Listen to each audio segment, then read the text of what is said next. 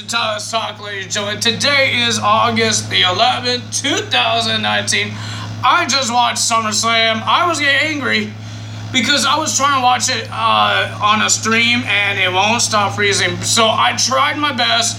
I figured out who won matches, but I can't tell you how they won because it did not want to work for me. I was getting really angry, but I saw some clips and I saw some good things. But SummerSlam, we found a new champion. We saw The Fiend. I loved it. It's awesome. I hope you guys watched it on the WWE Network. I'm hoping you guys did because The Fiend was amazing. But let's get to the, to tell you who won the bet, I would do that at the end when we get to the matches. Because Gremlin 13, he chose some bad ones, I chose some bad ones, and WWE did some bad ones. So we have Drew Gulak defends his title against Odin Lorcan. I wish this was on the main show, but they squeeze it into the pre-show. It's stupid to do that because the match was pretty good, but there was nobody there in the building because it's a pre-show. People are still trying to come to the building. I wish it was on the main show. It was pretty good. Odin Lorcan is good. It's just, I don't know if they actually was working hard because nobody was there. Like, they weren't even doing anything for anyone because nobody got in their seats. So, the winner of that match, and still your Cruiserweight champion, was Drew Gulak. I think he punched the throat of Odin Lorcan, and I think he did his submission. Man, it's been a long pay-per-view. I don't remember what happened in the pre-show. But Drew Gulak gets the win. Good job for him. He's still your Cruiserweight champion. Then we have Buddy Murphy versus Apollo Crews. Well, if you guys didn't know what happened on SmackDown Live when Buddy Murphy told Roman Reigns that Rowan is the one that attacked Roman Reigns these past couple weeks. So Buddy Murphy had a match with Apollo Crews. Pretty decent, until Rowan came out and attacked Buddy Murphy and telling Buddy Murphy, keep my name out of your mouth. And he was just beating him up everywhere. Daniel Bryan was watching by on the TV screen. I think he thinks Rowan did it or something. I don't know. And then we had the Women's Tag Team Championships. Guys, I'm going to ask you a question, alright? When did the titles on the line ever been on the line when the Iconics was champions on a pay-per-view? I understand it's a pre-show, but they're on the dang pay-per-view because of Bliss and Nikki Cross. Well, I think Gremlin 13 might like what Nikki Cross and Alexa Bliss was wearing. Well, I don't know if Nikki Cross was doing the same thing, but Alexa Bliss was wearing a Buzz Lightyear outfit, like she always does with her superheroes or supervillains. She done a lot of them, Harley Quinn, Freddy Krueger, but this time she did a Buzz Lightyear, and Corey Graves was really upset about it because I think Alexa Bliss might turn good now, turn face. I don't know. Because people love her now, and she's doing a superhero, Buzz Lightyear, and I guess there's a fan, Alexa Bliss's fan card that Corey Graves has. I think he made it he made it by himself. But the winner of that match, because I got sidetracked because it was funny with Corey Graves, he does not shut up. But, ladies and gentlemen, the winner of that match was Bliss and Nikki Cross. After a twisted Bliss from Alexa Bliss, she got the win. Good job for Bliss and Nikki Cross. I believe they're defending their titles again, but this time against Kairi Sane and Asuka on Monday Night Raw tomorrow night. And then we have our submission match. My arm's getting tired over there. We have a submission match for the Raw Women's Championship. Becky Lynch versus Natalya. No Canadian did win this match. But, ladies and gentlemen, it was a pretty decent match. It was pretty decent. We saw that both of them try to steal each other's submission. We saw Becky did the sharpshooter. We saw Natalya try to do a disarmer, and then we saw the disarmer from Becky Lynch onto Natalya. She tapped out. She lost. Becky Lynch wins the match. This is where SummerSlam got stupid. We had Goldberg versus Dolph Ziggler. This was a stupid match because Goldberg won the match in a minute and 50 seconds. How he won is he did Ziggler did 2 super kicks, pinned Goldberg, and he kicked out one. And then Goldberg did a spear and then a jackhammer, and he won. But Dolph Ziggler wouldn't shut up. He called Goldberg back in the ring, fight like a man. He got attacked again, and then he did it for the 3rd time, saying he won't stay down. And he said they censored something. I don't know what they said censored, but Dolph Ziggler said something, and Goldberg came back out.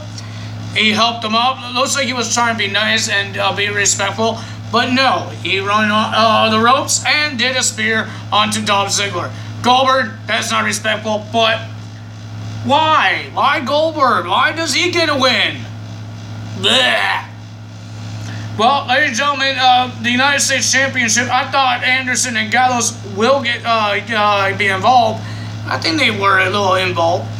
But ladies and gentlemen, before this match even happened, I think it was on the pre-show, the OC went up to Finn Balor to help, try to give him their help against the Fiend and do this thing. People are talking about Finn Balor might join the OC. Well, are we going to see the old Bullet Club go back together? Not this new one that they have now in Ring of Honor or New Japan Pro Wrestling. I'm talking about the old Bullet Club with 2 different bosses that was leaders that was on the Bullet Club. Prince Devitt, aka Finn Balor, and AJ Styles. Luke Gallows and Anderson. That would be awesome. But the winner, we had Ricochet versus AJ Styles for the United States title. AJ Styles won this match. I don't know what in the world Ricochet was wearing. He was wearing a whole bodysuit, a black bodysuit, and blue designs on him. He looked like Goldust. But he looked like Venom too. I don't know. But AJ Styles got the win. Then we have Bayley versus Amber Moon for the SmackDown Women's Championship. This was decent, but the winner of that match, like I said, it will happen. Bayley won the match. I believe she won with the Bayley Plex. Remember I said mine won't stop freezing, so it was annoying. But Bayley got the win. I saw a Bayley Plex off the dang turnbuckle onto Ember Moon. She got the win. Bayley got the win. Good job. We have Kevin Owens versus Shane McMahon with Special Enforcer Elias. Oh my god. But Kevin Owens didn't really have that thing bugging him. He just beat the living hell of Elias, and then the referee got knocked out, and then he was about to hit Shane McMahon with the chair, like he was hitting Elias with the chair, and the referee took the chair away. He looked away, and Kevin Owens kicked the low blow in the diggling on Shane McMahon, and he did a stunner. 1, 2, 3. Kevin Owens wins. He does not quit WWE. Then we have Charlotte Flair versus Trish Stratus. This was a decent match. It was okay. The fans were going crazy about it because it was Trish Stratus. And ladies and gentlemen, the winner of that match was not Trish Stratus. It was Charlotte Flair. She got the win. And we have there was a standing ovation. People are saying thank you to Trish Stratus. What's next for her? Then we have Kofi Kingston, the WWE Champion, defends his title against Randy Orton. Kofi Kingston won the match. It was a brutal match. It was crazy. And then Kofi tried to do a cross body, and then RKO in nowhere. But Kofi was smart. He rolled out of the ring, and then Randy Orton went out of the ring too, and he saw Kofi's kids, and he was taunting them, and Kofi went berserk and started punching and punching and punching, and grabbed a candlestick and whacking and whacking and whacking. But it was a double count on it, so it wasn't disqualification. But he was whacking them and he was destroying them, and then in Trouble in Paradise, Kofi Kingston retains Kinda. Oh my God, this was. I want to keep this one last. I know it's not the main event, but we have Brock Lesnar versus Seth Rollins for the Universal title. It was an amazing match. It was longer. It was longer than their WrestleMania match and the Extreme Rules, but it was longer and it was amazing. I enjoyed it. The winner of that match and new WWE Universal Champion Seth Rollins. Thank God I was wrong that WWE was going to give Brock Lesnar the championship, give him that title again. But ladies and gentlemen, Brock Lesnar is no longer the champion. Seth Rollins wins. Ladies and gentlemen, Seth Rollins was destroying his ribs. You know he has that bad hurt ribs because he got F5 onto the stretcher. This guy was jumping off the turnbuckle, suicide dives off the on the announce table. Oh my God, this guy was doing crazy stuff. And then Brock Lesnar tried to do an F5. He got kicked in the head, and then curb stomp in the face. And 1, 2, 3, Seth Rollins got the win. All right, I didn't see the whole match of this, but I seen the entrance. We saw The Fiend versus Finn Balor. I don't think people actually cared about the match. I think people actually care about Bray Wyatt because this was amazing. So it was the Wyatt family entrance music, but with a different beat. It was faster. It wasn't like whatever. I don't know how to say the words, but it could be copyright anyways. So it was like the Wyatt family entrance, but it was a different beat. It was faster and faster. And then he had a lantern, like he normally does. He has a lantern with the old Bray Wyatt. The old Bray Wyatt head was the lantern, with his eyes was like glued shut. And then he put it on the apron, and you just see it in his mouth is the lantern. He's creepy. And then, oh my God, and then he wrestled with the mask on. The mask was on him, and he was wrestling, and he got the win. I believe he did a man of claw to win the match to beat Finn Balor. Of course he's going to win, man. Like, seriously, I'm hoping WWE does not screw this thing up. This thing's amazing. I think it's pretty cool to see what Bray Wyatt could do. Ever since he came to WWE, he's been doing a lot of great things. He's creepy. He's creepy, he's scary, scares a lot of children, I believe. But ladies and gentlemen, this Fiend thing, I want to see more of it. I want to see things that gets better of it, but I'm hoping it's not going to be a waste, because it's something supposed to be good. Speaking of the pre-show, I totally forgot one more Canadian that came in. Elias was doing his performance that nobody really cares about, and he made fun of Toronto. I didn't know what he said. I didn't care because I'm from Canada. I don't need to hear that too. But you heard the song, You Think You Know Me. The rated R, superstar, homeless Edge. He looked homeless. He has this big giant beard, long hair. Oh my God. But it was awesome to see him. He came, he went in the ring, he stared down Elias, and he speared Elias down.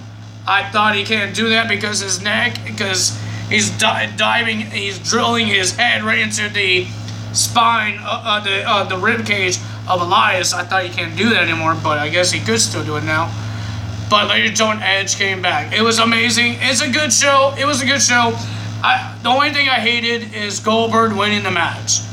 That's it. I didn't like the Goldberg thing.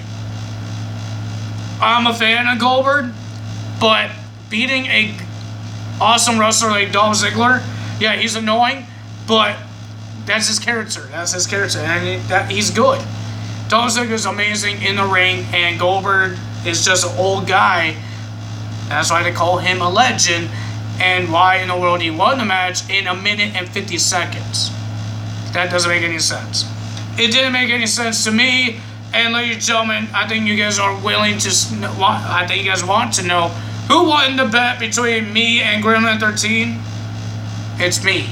I retain my pay-per-views championship against Gremlin 13 because he chose Ricochet, I chose AJ Styles, he chose Randy Orton, I chose Kofi, but nobody won that, so we're going to take that one out. but I still won because